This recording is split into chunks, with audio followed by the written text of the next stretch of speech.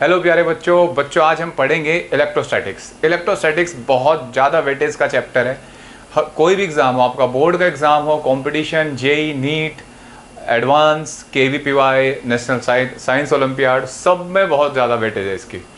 एक बड़ा चैप्टर है, लेंदी चैप्टर है, लेकिन टफ नहीं है। तो शुरुआत आज से कर देते हैं। तो देखते हैं इलेक्ट्रोस्टैटिक्स क्या होता है। बहुत मज़ेदार चैप्टर है ये। चैप्टर ऐसा है कि जो आपको आपकी तैयारी में मतलब एक मजबूत वेपन की तरह होगा। समझ में आई बात? तो बड़े मज़े से पढ़ेंगे इस चैप्टर को। इलेक्ट्रोस्टैटिक नाम से ही पता लग रहा है कि ये इलेक्ट्रो, ऐसा लगता है इलेक्ट्रॉन है ना, चार्ज पार्टिकल। स्टैटिक मतलब रेस्ट। तो चार्ज पार्टिकल रेस्ट में स्टडी करेंगे। जैसे आप 10th क्लास में इस बात की शुरुआत करके आए हो कि चार्ज जब रेस्ट में होता तो आसपास के चार्ज पार्टिकल पे कूलम फोर्स लगाता था। याद है आपको? चार्ज पार्टिकल पे फोर्स, और जब चलता था वायर के अंदर करंट फ्लो करता था तो मैग्नेटिक फील्ड बनाता था। तो इस यूनिट के अंदर हम उसको, इसके मोशन को डिस्कस नहीं करेंगे। इसके रेस्ट में रहते हुए इसकी क्या क्या प्रॉपर्टी है, कैसे इंटरेक्ट करता है बाकी सब चार्ज से, वो पढ़ेंगे। ठीक है? तो इलेक्ट्रोस्टैटिक यानी कि study of charge at rest, study of charge at rest, ठीक, इज कॉल्ड इलेक्ट्रोस्टैटिक। अब चैप्टर शुरू होते ही आ गया, सर ये चार्ज क्या है? ठीक है, चार्ज वर्ड आया ना पहले ही। तो बच्चों हम पिछली क्लासेस 11th क्लास के चैप्टर की बात करें तो वहाँ पढ़ के आए थे मास एक प्रॉपर्टी। मास एक ऐसी प्रॉपर्टी थी जिससे पार्टिकल इनर्शियल बिहेवियर शो करता है और ग्रेविटेशनल फोर्स अपने चारों तरफ मास को अट्रैक्ट करता है। ये एक अलग प्रॉपर्टी हुई। जैसे अगर किसी पार्टिकल पे चार्ज आ जाता है तो वो अलग कैरेक्टरिस्टिक शो करता है। कैसे? वो अपने चारों तरफ इलेक्ट्रिक फील्ड डेवलप कर लेता है, चलता है तो मैग्नेटिक फील्ड पैदा कर लेता है। तो ये एक ऐसी प्रॉपर्टी है जिससे कोई particle electric plus magnetic behaviour show करता है। भाई जो बिजली चल रही है, ये सब लाइट आ रही है, ये चार्ज ही तो फ्लो कर रहा है ना। अगर आप जरा सा भी कहीं टच करो तो ऐसे झंझट हो जाता है नहीं। तो ये जो है ये इलेक्ट्रिसिटी है। तो ये प्रॉपर्टी है चार्ज की वजह से। तो चार्ज की अगर डेफिनेशन लिखें, it is the property of a particle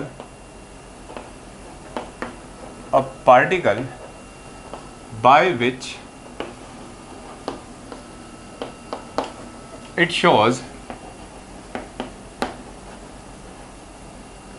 electric and magnetic behavior। ठीक है, मैग्नेटिक बिहेवियर।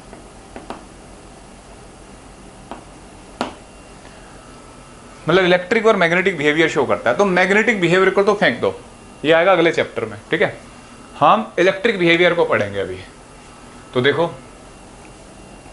अगर चार्ज की बात करें तो कहाँ से वर्ड आया ये? तो जैसे आपने छोटे छोटे एग्जाम्पल करे होंगे। जैसे एक छोटा सा पेपर का टुकड़ा है ये, इस पेपर के टुकड़े को ऐसे रखो, इस चौक को ऐसे रखो तो अट्रैक्ट नहीं करेगा। तो शायद अगर मैं इसको रब करूँ हेयर से ऐसे तो शायद ये अट्रैक्ट कर ले। तो थोड़ा थोड़ा अट्रैक्ट कर रहा है। ठीक है, तो अट्रैक्ट क्यों कर रहा है ये? क्या इस पे सर आपके बालों में तेल लगा है उससे चिपक गया ये है? ऐसा नहीं, ये हमने इसको रब किया तो रब करने से चार्ज डेवलप होता है। अभी सारी बातें धीरे धीरे समझ में आएंगी। चार्ज डेवलप होता है, तो चार्ज डेवलप होता है, उसकी वजह से ये पार्टिकल एक दूसरे को अट्रैक्ट करते हैं। और चार्ज दो तरीके का होता है। देखो, चार्ज दो तरीके का होता है बच्चों, पॉजिटिव और नेगेटिव। ठीक है, ये नए नाम है। जो पुराने नाम थे, नेगेटिव का था बच्चों रेजिनस। ठीक है, और पॉजिटिव चार्ज का नाम था विट्रस। ठीक है, लेकिन जो हमारे बेंजामिन फ्रैंकलिन थे, बेंजामिन फर्स्ट अमेरिकन बोलते हैं जिनको, फ्रैंकलिन। ठीक है, अगर कभी लाइफ में बच्चों बहुत ज़्यादा डिमोटिवेट हो जाओ या बहुत ज़्यादा ऐसे लगे कि मुझसे आगे कोई नहीं है, तो इन आदमी की बायोग्राफी है, पढ़ना, बहुत अच्छी बुक है, उसे पढ़ सकते हो, बहुत कुछ सीखने को मिलेगा। ठीक है, तो बेंजामिन फ्रैंकलिन ने चार्ज का डिस्कवर इनके नाम माना जाता है कि भाई इन्होंने नाम दिया है। और पॉजिटिव नेगेटिव नाम इन्होंने दिया था चार्ज को। ठीक है, तो चार्ज दो टाइप का हुआ, पॉजिटिव और नेगेटिव। नेगेटिव चार्ज क्यों होता है, पॉजिटिव चार्ज क्यों होता है? देखो, जैसे अगर थोड़ा सा एटम के बारे में सोचते हैं, भाई हम 12वीं क्लास में थोड़ा तो बेसिक साइंस हमें आ ही गया होगा। तो ये एटम है, एटम एक लड्डू की तरह है जिसमें अंदर प्रोटॉन रहते हैं और इलेक्ट्रॉन बाहर घूमते रहते हैं, ऐसे है ना।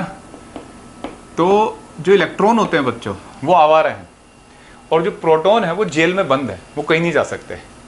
तो जो चार्ज आता है किसी भी ऑब्जेक्ट पे, हम किसी ऑब्जेक्ट की बात करें तो हम उसके एटम को तो नहीं देख पाते, हम तो ओवरऑल जैसे चौक इसके मॉलिक्यूल को देख रहे हैं। तो चार्ज आने की वजह या जाने की वजह से इलेक्ट्रॉन का आना जाना होता है, इलेक्ट्रॉन के ट्रांसफर से होती है। तो अगर किसी ऑब्जेक्ट पे नेगेटिव चार्ज है, इसका मतलब उस पर ज़्यादा इलेक्ट्रॉन आ गए बाहर से कहीं, जैसे क्लोरीन वगैरह खींच लेते हैं इलेक्ट्रॉन को, है ना। तो अगर नेगेटिव चार्ज है that is due to excess of electron, और अगर पॉजिटिव चार्ज है तो बच्चों लैक ऑफ इलेक्ट्रॉन। अब आप कहोगे सर ये क्या बात है, अच्छा बताना सर फिर प्रोटॉन का चार्ज कैसे हुआ, प्रोटॉन पे पॉजिटिव चार्ज होता है।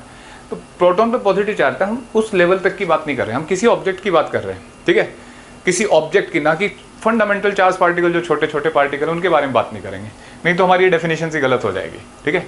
हम इसमें जाएंगे अंदर, अभी हम प्रॉपर्टी पढ़ रहे हैं ना मैटर की, मैटर के अंदर जाएंगे, फिर हम मॉडर्न फिजिक्स चैप्टर में जाके एटम के अंदर घुसेंगे, फिर एटम के अंदर घुसेंगे एटम चैप्टर में, फिर न्यूक्लियस के अंदर घुसेंगे, न्यूक्लियर केमिस्ट्री चैप्टर है एक हमारा, रेडियो एक्टिविटी से बोलते हैं न्यूक्लियस, उसमें जाके समझेंगे इसको, ठीक है। अभी ऑब्जेक्ट की बात करें तो इलेक्ट्रॉन के आने जाने की वजह से चार्ज होता है, ठीक है।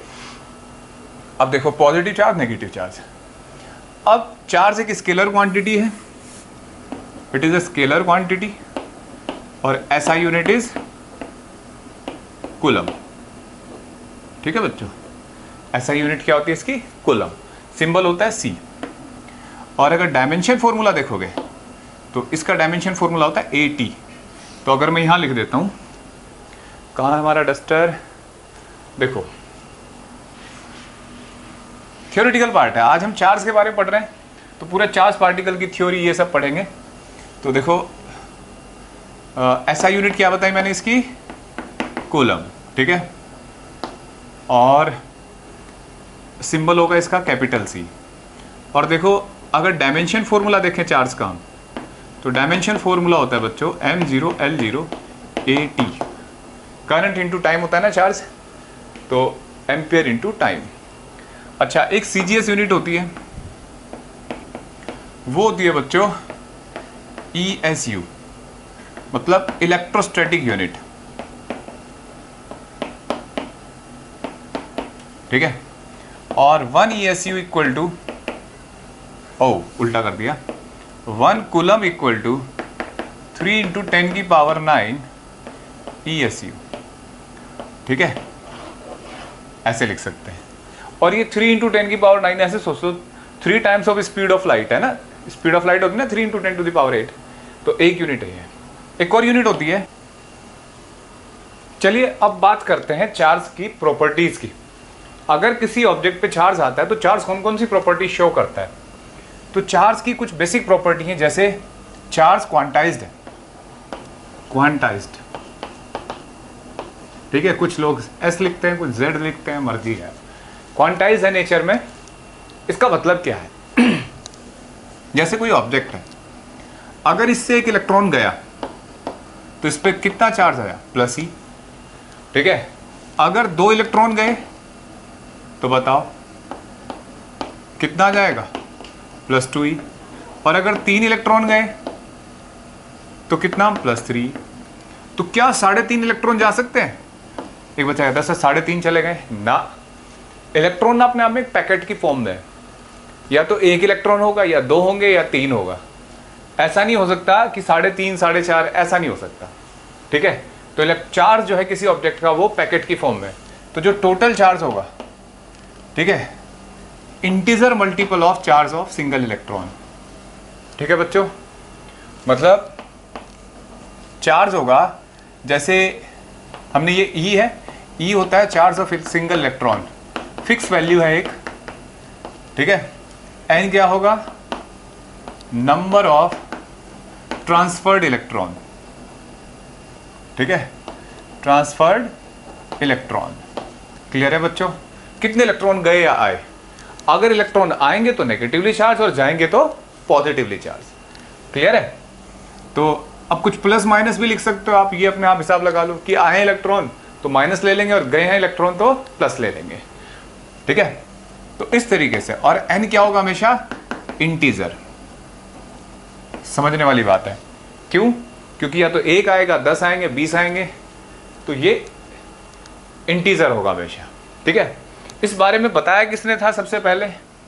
तो बच्चों एक एक्सपेरिमेंट हुआ था historical, Millikan oil drop experiment, Millikan oil drop experiment, ठीक है। ये नॉलेज के लिए कि इस एक्सपेरिमेंट से वेरीफाई हुआ था कि चार्ज क्वांटाइज्ड है, ठीक है। अब देखो, और इलेक्ट्रॉन का चार्ज भी फाइंड हो गया था, तो हमें ये बात समझ में आई कि इलेक्ट्रॉन पे भाई इतना चार्ज होता है और ये इंटीजर नंबर में है, पैकेट नंबर में होंगे इंटीजर में। अब इन छोटी छोटी बातों को समझते हैं। अच्छा एक और बात है, हम जो ये थ्योरी पढ़ते हैं, ये कंसेप्ट पढ़ते हैं, बहुत अब से 30-40 साल 50 साल पहले की थ्योरी पढ़ते हैं और ज़्यादा पुरानी। अभी क्या है, बहुत सारी रिसर्च हो चुकी है, एटम के अंदर तक घुस गए हम। एटम के अंदर क्या, हमने प्रोटॉन न्यूट्रॉन को भी तोड़ दिया। क्वार्क होते हैं जैसे, तो उनके चार्ज होते हैं +1/3e +2/3e, वो सब नहीं हम पढ़ रहे हैं अभी। हम जो बेसिक पार्टिकल है ना, ऑब्जेक्ट पे चार्ज आए इलेक्ट्रॉन के फ्लो से, उसके बारे में समझ रहे हैं, ठीक है। तो आप वहाँ जाके देखो यार मास्टर जी तो गलत पढ़ा गए, ये तो इतना चार्ज होता है, देखो ये तो इंटीजर नहीं है, आप सर तो कह रहे थे यहाँ इंटीजर होता है हमेशा। तो उन पार्टिकल की बात नहीं कर रहे हैं अभी हम, ठीक है। अब देखो, अब जैसे मैं आपसे पूछूं कि कैन, अब क्वेश्चन देखते हैं ना छोटे छोटे, कैन अ चार्ज ऑफ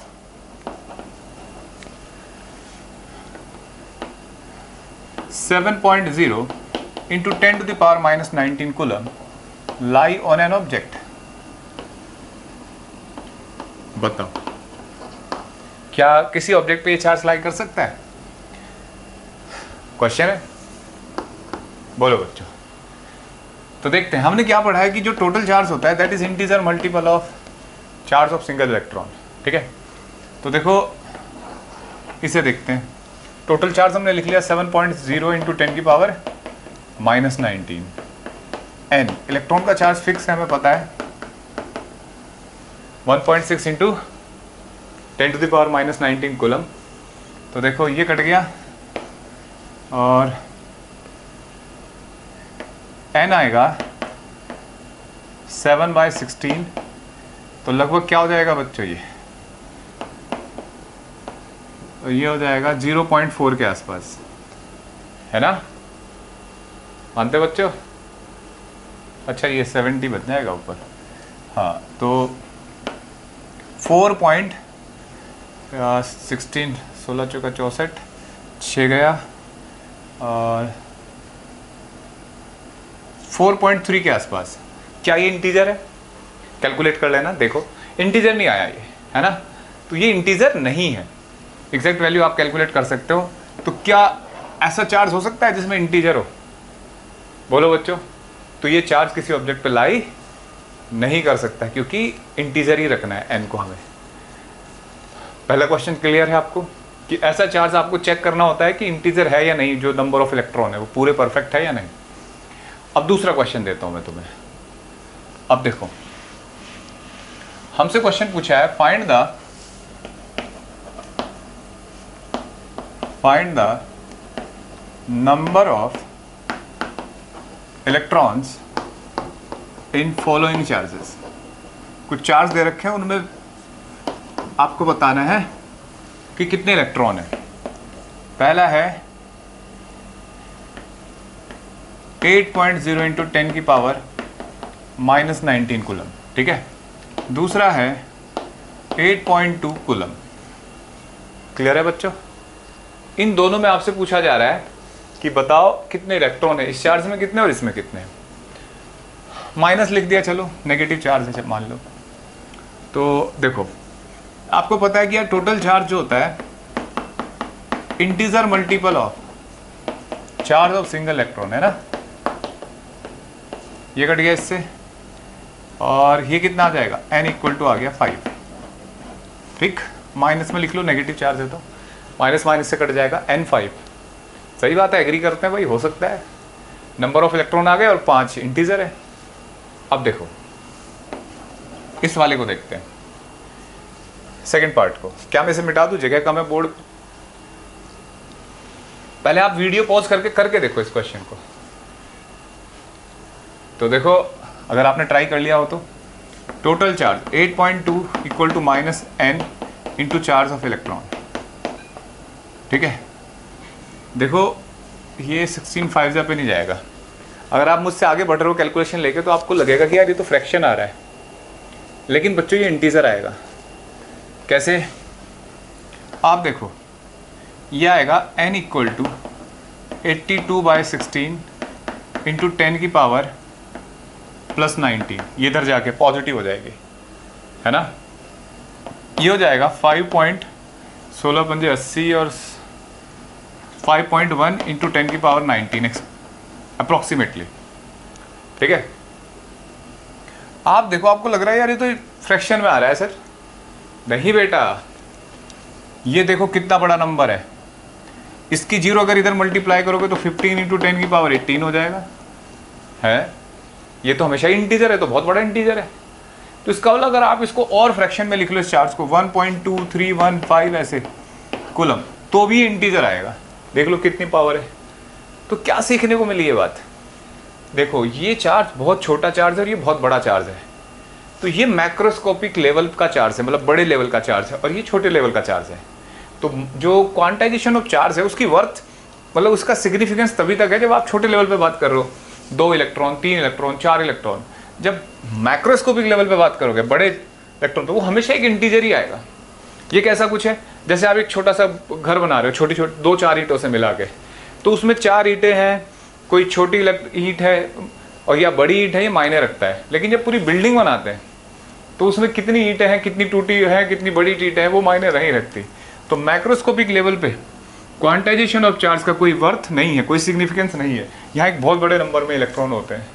ठीक है, समझ में आई बात? तो ये पॉइंट आपको याद रखना है कि क्वांटाइजेशन ऑफ चार्ज है worth at microscopic level, not at macroscopic level. अब देखिए नेक्स्ट क्वेश्चन करते हैं। नेक्स्ट क्वेश्चन है बच्चों, जैसे मैं आपसे पूछूं find the total negative charge,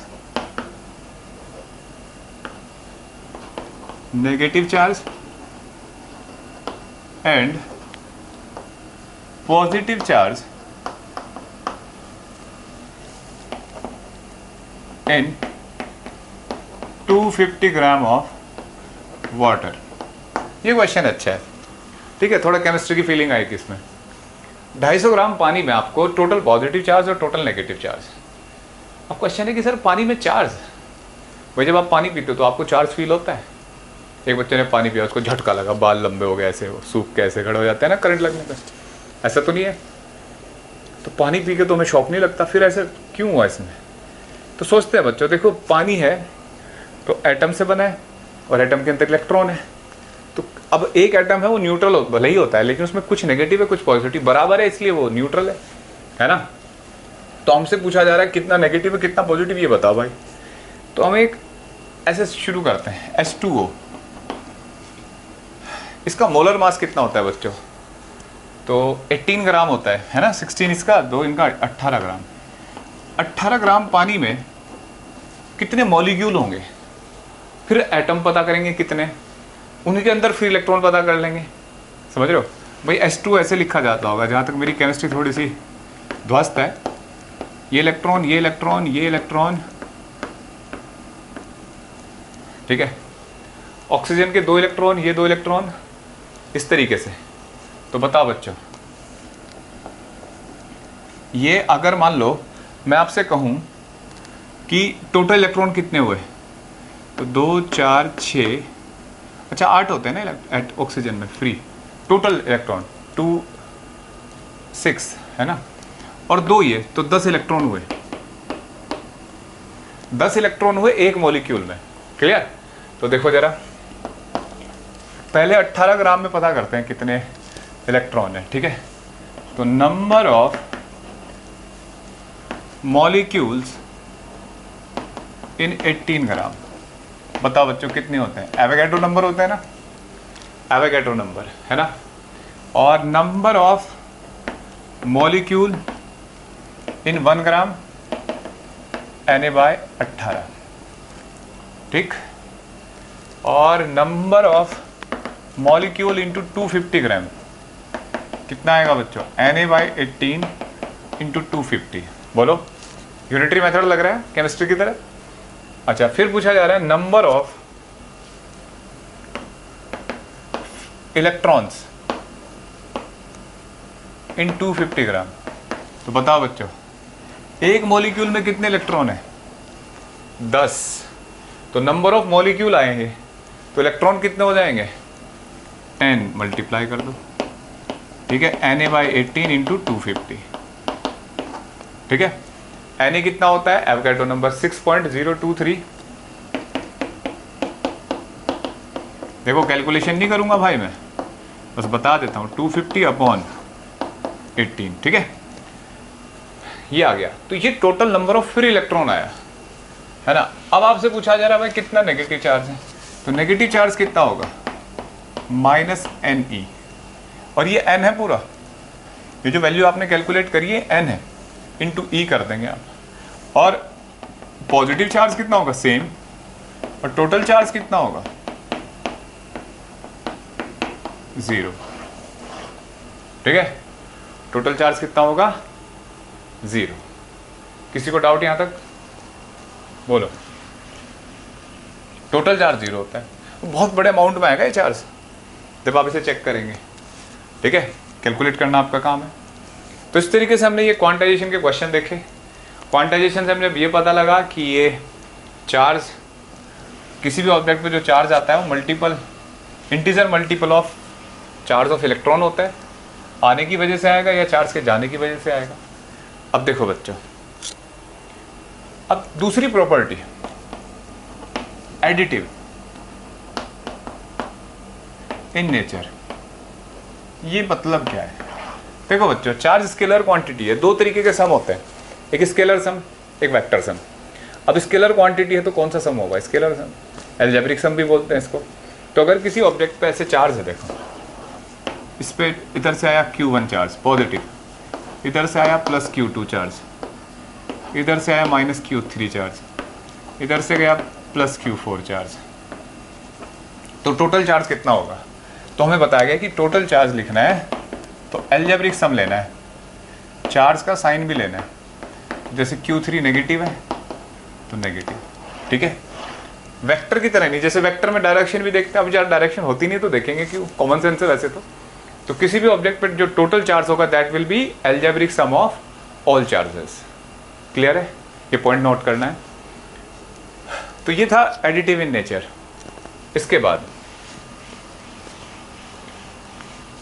देखो बच्चों, नेक्स्ट प्रॉपर्टी है चार्ज की कंजर्वेटिव प्रॉपर्टी।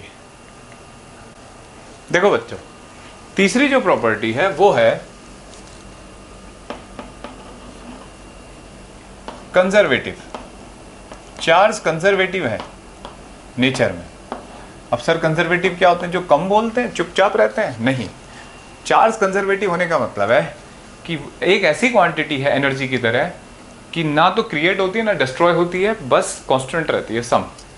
तो किसी भी आइसोलेटेड सिस्टम का charge, total charge of an isolated system will be constant, ठीक है। Total charge of an isolated system will be constant. देखो बच्चों, समझ में आया। अब देखो, आइसोलेटेड विल बी कांस्टेंट, इसका मतलब इन्होंने कहा कि चार्ज को आप ट्रांसफर कर सकते हो, ला सकते हो या ले जा सकते हो, डिस्ट्रॉय नहीं कर सकते। मतलब चार्ज आत्मा की तरह, ना पैदा होती है ना मरती है, बस शरीर बदलती है ना। तो ये भी ऑब्जेक्ट बदलेगा। अब जैसे मान लो ये चौक है, इस पर कोई चार्ज नहीं है, मैंने इसे बालों से रगड़ा तो शायद इस पर चार्ज आ गया, तो इसका मतलब या तो इलेक्ट्रॉन गए या आए हैं इस पर, है ना। तो ये चार्ज आ गया। अब देखो, इसका मतलब सर एनर्जी जैसे कांस्टेंट है पूरे यूनिवर्स की, तो total charge of universe is constant. हाँ, ध्यान रखना, total charge of universe is constant. Sir अभी तो पता लगा है इज कांस्टेंट। भाई हम कौन से थ्योरी की बात कर रहे हैं, 40-50-100 साल पहले थ्योरी है। अब तो बताते हैं कि यूनिवर्स भी 2-3 है, कोई कहता है कितने यूनिवर्स हैं, 2 पैरेलल यूनिवर्स है एक हमारे। अब कुछ नहीं पता, अभी हमारी इस थ्योरी के अकॉर्डिंग यूनिवर्स की का जो टोटल चार्ज है वो कांस्टेंट है, ठीक है। अब देखो इसके बाद एक जगह मैंने एक वर्ड पढ़ा, एक बात ध्यान दो, हमने क्या पढ़ा है अभी, charge is conserve, it can not be created, can not be destroyed, but can be transfer. लिखना है आपको इन बातों को। लेकिन एक जगह लिखा है चार्ज पार्टिकल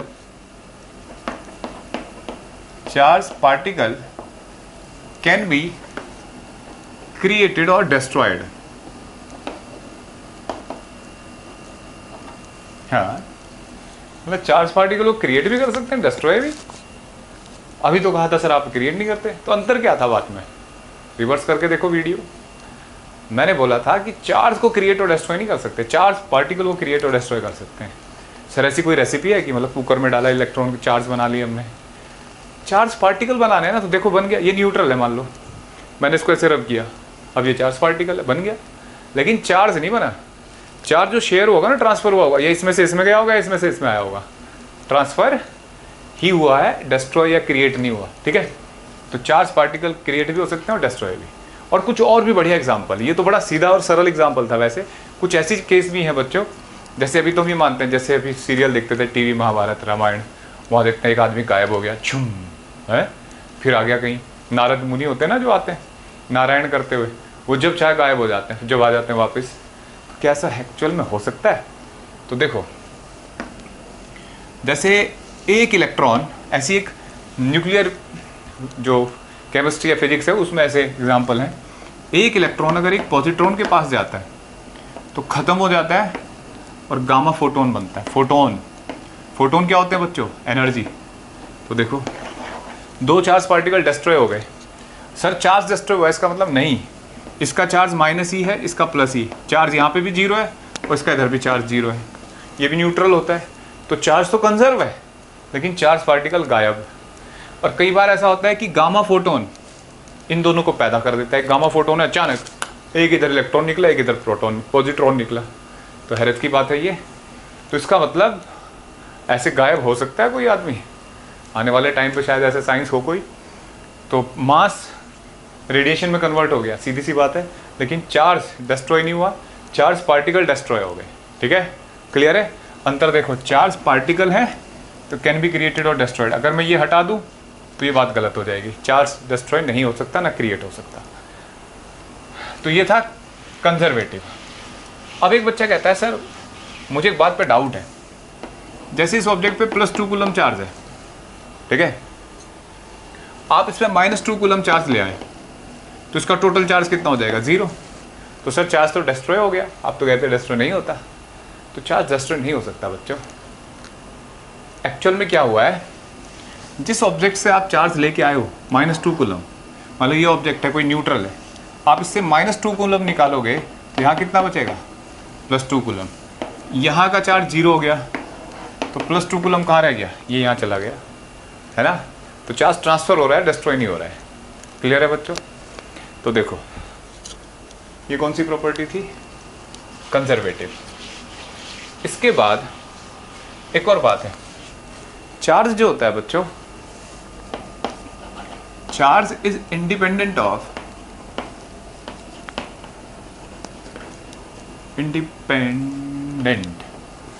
स्पेलिंग बहुत दुखी करती है भाई, खासकर फिजिक्स के टीचर को। Independent of mass and velocity and observer.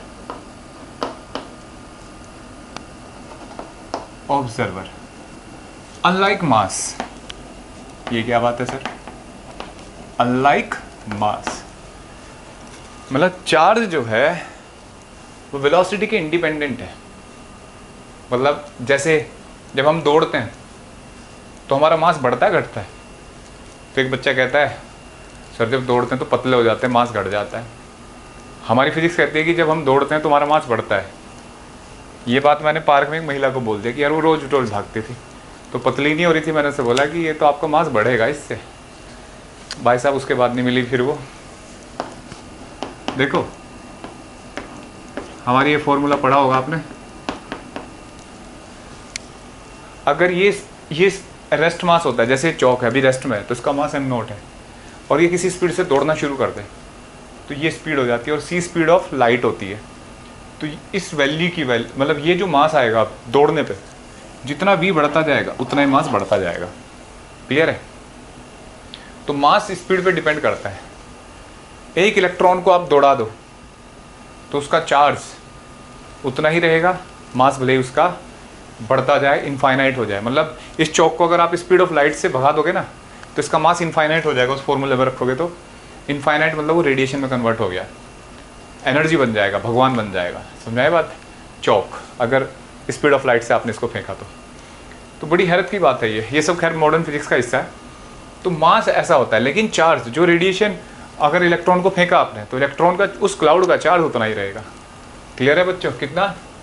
1.6 × 10⁻⁻19 coulomb.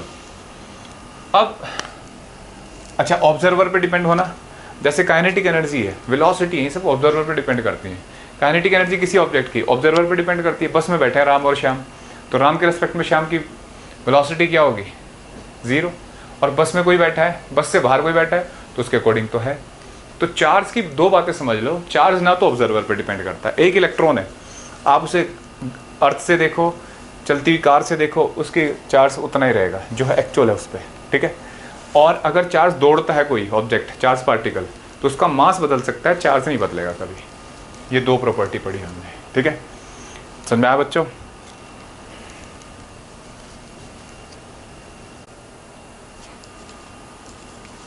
देखो बच्चों, अब बात करते हैं कि अगर किसी ऑब्जेक्ट पे चार्ज है तो चार्ज आया कैसे होगा। कितने तरीके हो सकते हैं किसी चार्ज को, किसी ऑब्जेक्ट को चार्ज करने के। तो that is method of charging. ठीक है? Method of charging. तो देखो, मेथड ऑफ चार्जिंग में सबसे पहला मेथड है फ्रिक्शन। ठीक है? फ्रिक्शन ये क्या है? मैकेनिक्स पढ़ चुके हैं। फ्रिक्शन से ऑब्जेक्ट पे चार्ज लाया जा सकता है। जैसे फॉर एग्जांपल ये कोई ऑब्जेक्ट है और ये दूसरा ऑब्जेक्ट है। ठीक है? अगर हम इसे रब करें तो फ्रिक्शन से हीट पैदा होगी, एनर्जी। इलेक्ट्रॉन सरफेस पे रहते हैं मेटल्स के, जनरली हम मेटल्स के लिए बता रहे हैं। तो मेटल्स के या किसी भी ऑब्जेक्ट की अगर बात करें तो सरफेस पे होंगे। मतलब ऐसे होता है जैसे समंदर की तरह होता है, इलेक्ट्रॉन ऐसे फैले होते हैं। उन्हें बाहर निकलने के लिए, जैसे वेपोराइज होती है ना बूंदे पानी की, बिल्कुल ऐसी पानी को वेपोराइज होने के लिए एनर्जी चाहिए होती है, बिल्कुल ऐसे इलेक्ट्रॉन को बाहर निकलने के लिए भी एनर्जी चाहिए। वो हीट पैदा जो होती है, हीट इससे फ्रिक्शन से, उससे बाहर निकल जाते हैं। तो अगर कोई दो ऑब्जेक्ट हैं, फॉर एग्जांपल ये ग्लास रोड है और ये सिल्क है, अगर आप इनको आपस में रब करोगे तो फ्रिक्शन से हीट पैदा होगी।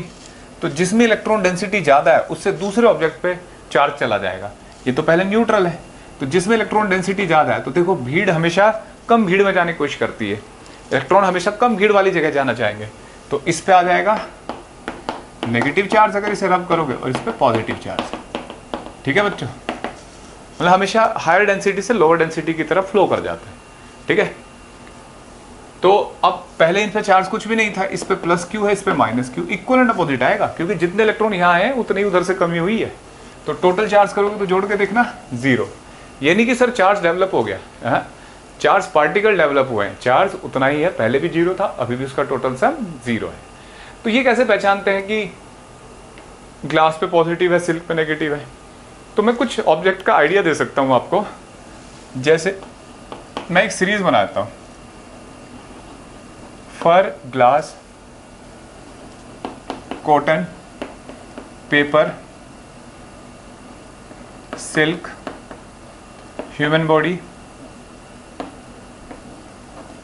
ठीक है? और एम्बर और एबोनाइट। ये मैंने आपको कुछ केस बता दिए। मटेरियल इस सीरीज में ध्यान रखना, ये नीचे की तरफ ऐसे है। अगर किसी दो ऑब्जेक्ट को इनमें से आप रब करोगे, ठीक है, तो जैसे आपने ग्लास को और सिल्क को रब किया, तो जो सीरीज में पहले है, ये सीरीज में पहले है ना ग्लास सिल्क से, वो पॉजिटिव होगा और जो बाद में वो नेगेटिव। लेकिन अगर आपने फर को ग्लास के साथ रब किया तो फर क्या हो गया? पॉजिटिव, क्योंकि पहले सीरीज में और ये नेगेटिव। ठीक है, मतलब जो पहले है सीरीज में उन दो कॉम्बिनेशन में उस पर पॉजिटिव चार्ज आएगा। क्लियर है? जैसे मैं आपसे पूछूं कॉटन को सिल्क से रब करोगे तो कॉटन पे क्या आएगा? पॉजिटिव, और सिल्क पे नेगेटिव।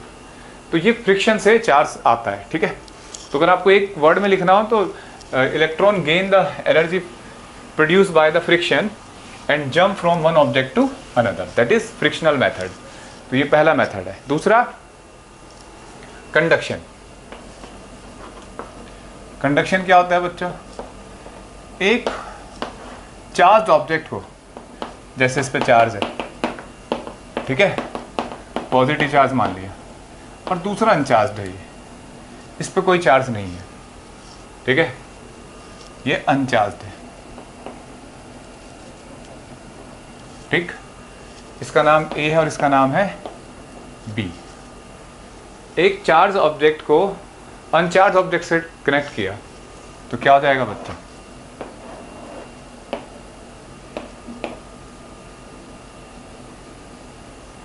कनेक्ट कर देते हैं।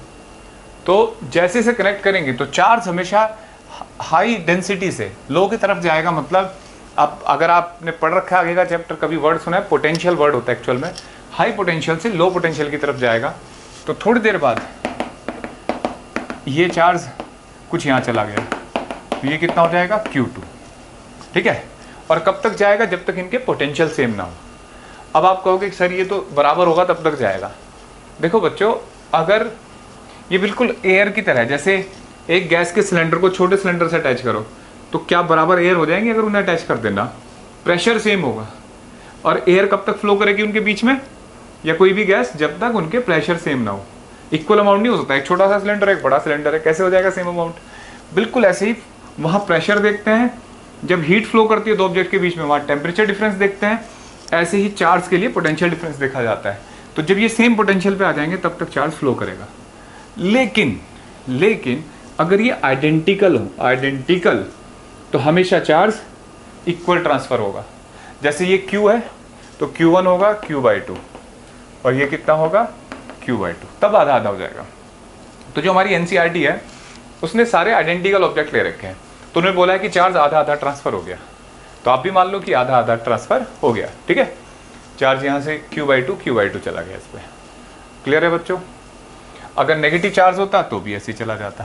ठीक है, तो अभी पोटेंशियल वाली बात को इतना आगे हाईलाइट नहीं करते हैं, ना दब समझते हैं। अभी समझेंगे आइडेंटिकल ऑब्जेक्ट टच कराए जाएंगे आपस में तो चार्ज इक्वल ट्रांसफर हो जाएगा। भाई दो इक्वल सिलेंडर हैं, एक जैसे सिलेंडर है, आपने अटैच कर दिए, एक में गैस भरी है तो दोनों में आधी आधी हो जाएगी, है ना? ऐसे ही अच्छा होगी सेम पोलैरिटी की। देखो ये भी पॉजिटिव ये भी पॉजिटिव, जैसा चार्ज इनिशियल होगा वैसा ही होगा। क्लियर? अब थोड़ा मैं आपसे एक और क्वेश्चन पूछ लूँ अच्छे लेवल का। जैसे ये Q1 चार्ज है और इस पर -Q2 चार्ज है, ठीक है, आइडेंटिकल है। अब इन दोनों को जोड़ दिया, अब क्या चार्ज होगा इन दोनों पे? तो देखो टोटल चार्ज कितना है? Q1 - Q2 है ना, एल्जेब्रिक सम लेंगे तो आधा आधा चला जाएगा। तो इस पर कितना हो जाएगा? Q1 - Q2 Q2/2।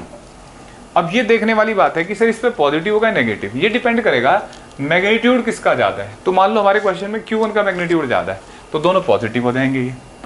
अगर Q2 का मैग्नीट्यूड ज़्यादा है तो नेगेटिव का असर ज़्यादा होगा, तो दोनों नेगेटिवली चार्ज हो जाएंगे। क्लियर है?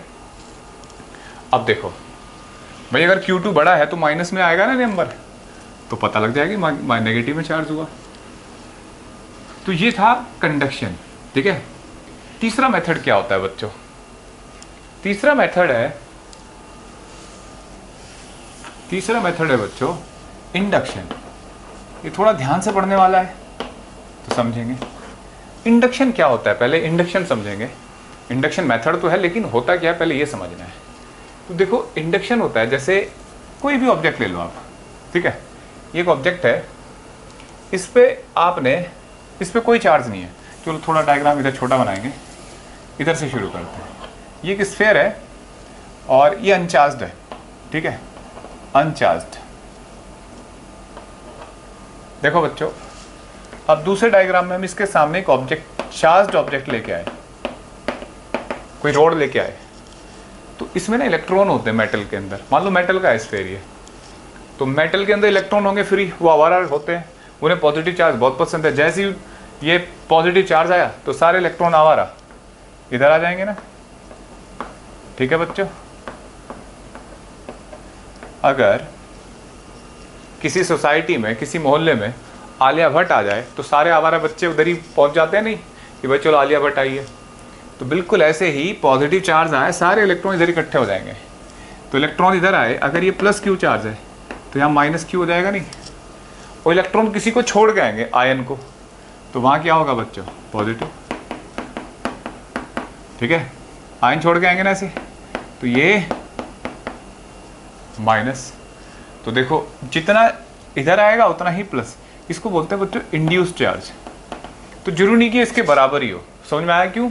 पहले तो बात समझो, पहले पॉजिटिव चार्ज से इलेक्ट्रॉन अट्रैक्ट हो गए, नेगेटिव हो गया और ये positive.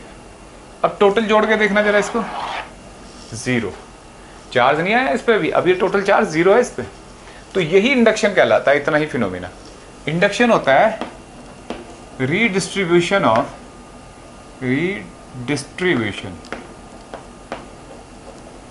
Of electrons on an object. ठीक है, on an object is called induction. तो ये इंडक्शन है। अब इसके मेथड से चार्ज कैसे लाया जाए, तो देखो बच्चों, भाई समझ में आ गया ना। अच्छा, कि यहां नेगेटिव आया और पॉजिटिव, एक बार फिर एक्सप्लेन कर देता हूं कि जैसे यहां का कोई आयन होगा, उससे इलेक्ट्रॉन निकल के यहां जाएगा तो प्लस, पड़ोस का इलेक्ट्रॉन यहां आएगा तो यहां पे प्लस, यहां का खिंच के इसके पास आएगा तो यहां प्लस।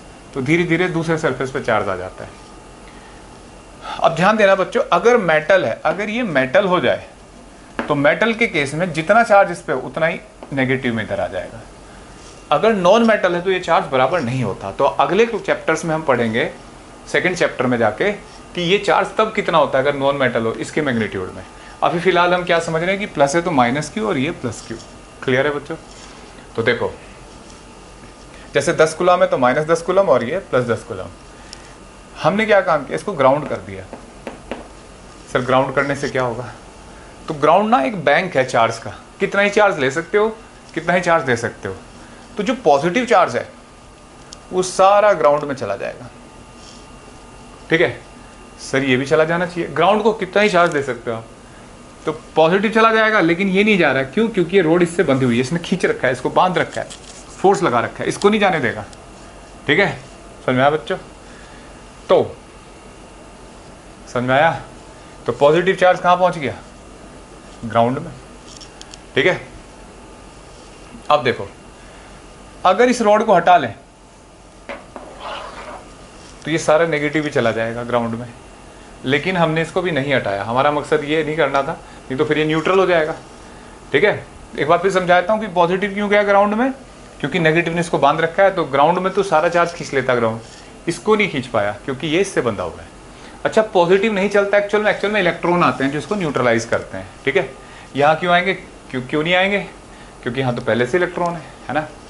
अब देखो तीसरी स्टेज, अब जैसे ये ग्राउंड हो रखा था, यहाँ नेगेटिव था, अब तुमने रोड को, इस रोड को हटा लिया बच्चों, इस रोड को हटा देते हैं तो चार्ज ऐसे तो नहीं रहेगा, अब एक ही तरफ है ये, तो सारा ये ऐसे सरफेस पे, ओ ओ ओ ओ ओ बेटा अभी गलती कर दी मैंने, ये प्लस ऐसे रोड है। हमने क्या काम किया बच्चों? ग्राउंड को हटा लिया। देखो स्विच को हटा लिया, ग्राउंड को। अब देखो, अब ऐसे रहेगा ये। अब क्या करा? अब रोड को हटाएंगे अगले डायग्राम में।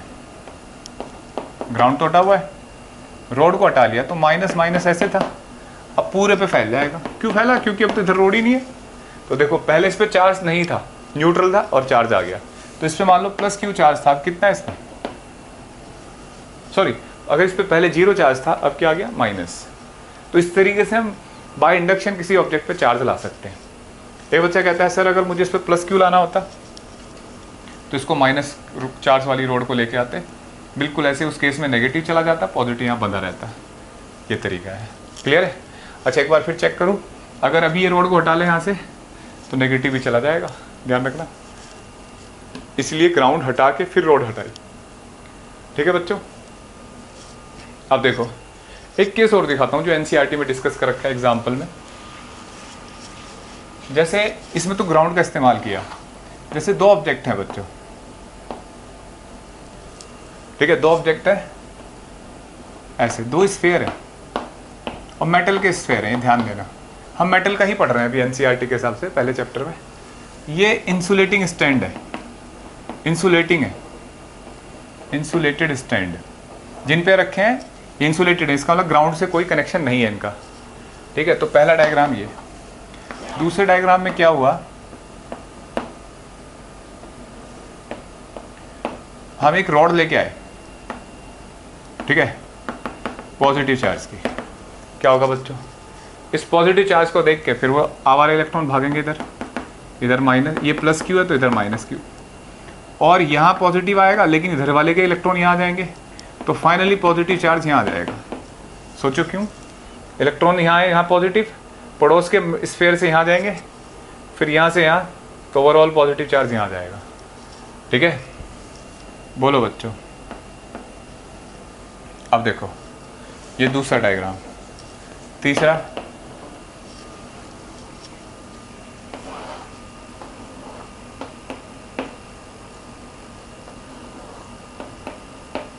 ऐसे। मैंने क्या काम किया, अगर मैं अभी रोड को हटा लूं तो गड़बड़ हो जाएगी। मैंने क्या किया, इनके बीच में गैप बढ़ाया, इसको इधर किया, इसको इधर, तो यहाँ माइनस और यहाँ प्लस। अब रोड को हटाओ तो देखो, अगर रोड को हटा दें, अब सर ये तो बड़े हो गए रोड को हटाते, नहीं भाई, अब रोड हटा दी तो डायग्राम गड़बड़ हो जाता है। रोड हटाई तो देखो ये माइनस यहाँ आ जाएगा अंदर वाले सरफेस पे, और यहाँ प्लस। ठीक है, तो क्या हो जाएगा, ये माइनस क्यू और ये प्लस क्यू। क्लियर है, एक दूसरे की तरह, और दूर कर देंगे, इनमें गैप बढ़ा देंगे, ऐसे कर देंगे, फिर इनका अट्रैक्शन नहीं रहेगा तो पूरे पे यूनिफॉर्मली फैल जाएगी। तो ये माइनस क्यू चार्ज आ गया, इस पर प्लस क्यू। पहले क्या थे, न्यूट्रल थे, इस तरीके से। बस थोड़ा यहाँ ध्यान देना, ये पॉजिटिव आया तो इसके इलेक्ट्रॉन जब इधर जाएंगे यहाँ प्लस आएगा, तो पड़ोस वाले के इलेक्ट्रॉन इधर आ जाएंगे, यहाँ प्लस, फिर यहाँ से यहाँ प्लस, ऐसे आ गया, कॉन्टैक्ट में ना आपस में, और फिर हटा दिया, इनको गैप को बढ़ा दिया ताकि कॉन्टैक्ट ना हो पाए। तो ये इंडक्शन था। ठीक है, तो ये तीसरा मेथड था। अच्छा, अगर मान लो हमें चार्ज का पता करना हो, भाई चार्ज कम है या ज़्यादा है, तो एक डिवाइस होता है, बड़ा सिंपल सा है, कि एक जिसको बोलते हैं gold leaf electroscope, gold leaf electroscope.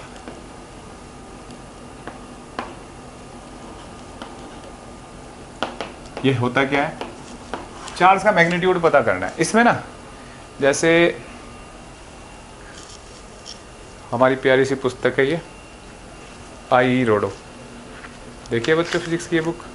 तो ऐसे ऐसे ना यहाँ ऐसे दो प्लेट होती हैं गोल्ड की। सर गोल्ड की क्यों होती है, ताकि अच्छी लगे भाई, गोल्ड देखो भाई बढ़िया वाला महंगे वाला डिवाइस है? ऐसा नहीं है, गोल्ड है कि गोल्ड से बहुत पतली लेयर बन जाती है, तो ऐसी दो पतली सी लेयर बना रखी है ऐसी, और ऐसे हिंच कर रखी है कि ऐसे खुल जाए, है ना। तो क्या होता है, जैसे तुम किसी ऑब्जेक्ट का चार्ज है, ये चार्ज ऑब्जेक्ट है, तुम पता करना चाहते हो चार्ज कितना है, तो इसके कॉन्टेक्ट में ले आओ, तो इस पर चार्ज यहाँ अंदर तक जाएगा, तो इन दो प्लेट पे चार्ज आएगा, तो ऐसे बाहर की तरफ खुलना शुरू हो जाएंगे, तो थोड़ी देर बाद ही ऐसे हो गई। तो अगर ज़्यादा खुली, इसका मतलब क्या है कि चार्ज ज़्यादा भी मैग्नीट्यूड वाइज।